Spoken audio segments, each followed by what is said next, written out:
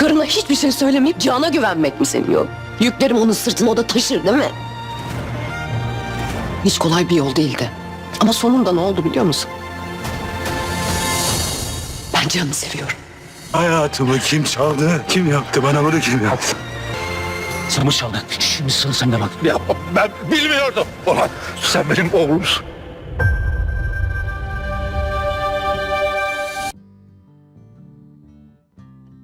Здравствуйте, мои дорогие подписчики! Добро пожаловать на мой канал. Не забудьте подписаться, чтобы получать уведомления о новых видео. Что сводит Джихана с ума и крушит мебель в его комнате? Что произойдет, когда Алия столкнется с бараном?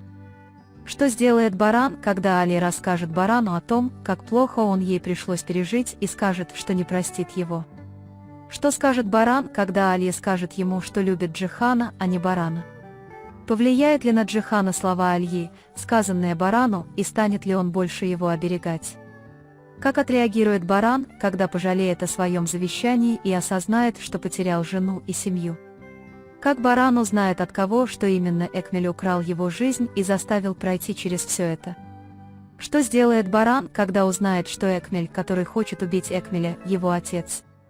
Покинет ли Шахин больницу сразу после выздоровления и призовет ли Экмеля к ответу? Пожалеет ли Экмель о зле, которое он совершил, столкнувшись с оружием, направленным на него сыновьями? С пробуждением барана все тайны, погребенные в стенах особняка, одна за другой раскроются, и боль, годами терзавшая всех, внезапно выйдет наружу. Как только баран увидит Алью, его разум полностью спутается, и старые чувства снова нахлынут на него. Требование Альи, чтобы баран встретился с ней и потребовал объяснений за причиненную им в прошлом боль, лишь усилит бурю в душе Джихана. Когда Джихан подслушает и узнает о ссоре между Альей и бараном, он не сможет сдержаться и разобьет предметы в своей комнате один за другим. Как бы он ни старался казаться сильным, ревность и страх, нарастающие в нем, доведут его до безумия. Джихан почувствует, как бремя, которое он молча нес годами, пронзает его в спину, словно кинжал, и его поглотит неконтролируемый гнев. Боясь, что Алия однажды потеряет его, он разобьет все предметы и почувствует свою уязвимость, о которой никому не рассказывал в своей комнате. Посреди всего этого хаоса Алия предстанет перед бараном и изольет всю боль, которую никогда никому не могла поведать. Она потребует объяснений за то, что оставила его одного на долгие годы, за то, что разбила его сердце своим гневом и гордостью, за то, что заставила его пожертвовать собой ради тех темных дней. «Ты обрек меня на боль, ты заставил меня пройти через ад, я не прощу», — скажет она, и эти слова обрушатся на барана, словно огонь. Впервые баран не сможет защитить себя, не сможет скрыть слез. Его колени подогнутся, и он преклонит колени к ногам Альи. Когда Алия заявляет, что любит не барана, а Джихана, все его упрямство рушится в одно мгновение.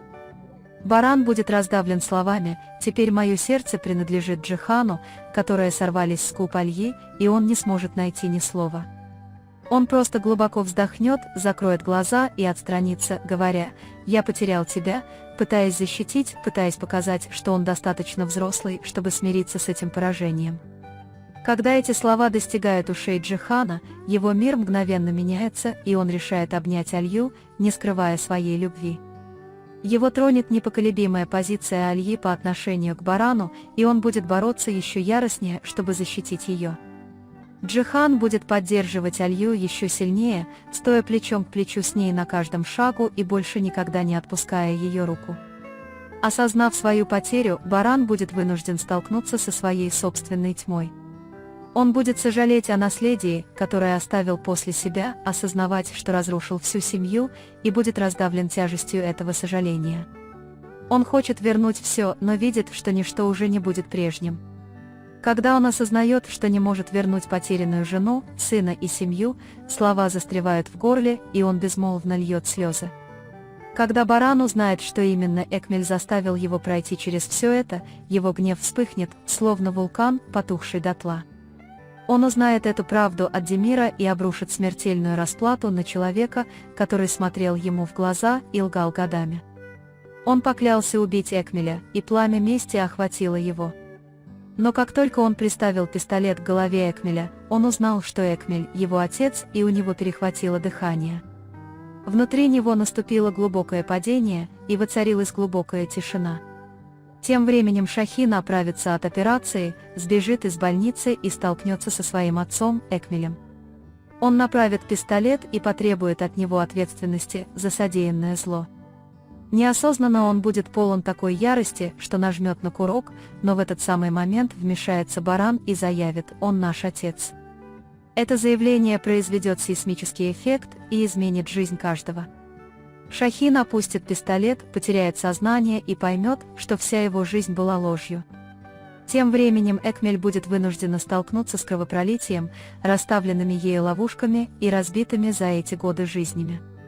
Столкнувшись с оружием, направленным на нее сыновьями, она впервые испытает страх, ее колени будут дрожать и подгибаться. Сожаление заполнит ее глаза, голос надломится, и впервые она сможет сказать: «Я бы хотела». Но это сожаление не облегчит ничьей боли, будет слишком поздно. Теперь каждый встретит свою судьбу. Любовь и расцветет посреди войны. Джихан и Али обнимутся еще крепче, идя к браку, гордо стоя на своем, несмотря на все препятствия. Баран будет залечивать свои раны в одиночку и учиться стоять на своем, как настоящий мужчина. Шахин снова встретится со своей настоящей семьей. Экмель расскажет самый болезненный рассказ о своей жизни. Никто уже не будет прежним, и никто не сможет уйти от своего прошлого. На этом мы завершаем очередной анализ. Вы можете поделиться своим ценным мнением в комментариях. Не забудьте подписаться и включить уведомления о новых видео. Увидимся в следующем видео. Береги себя. Пока.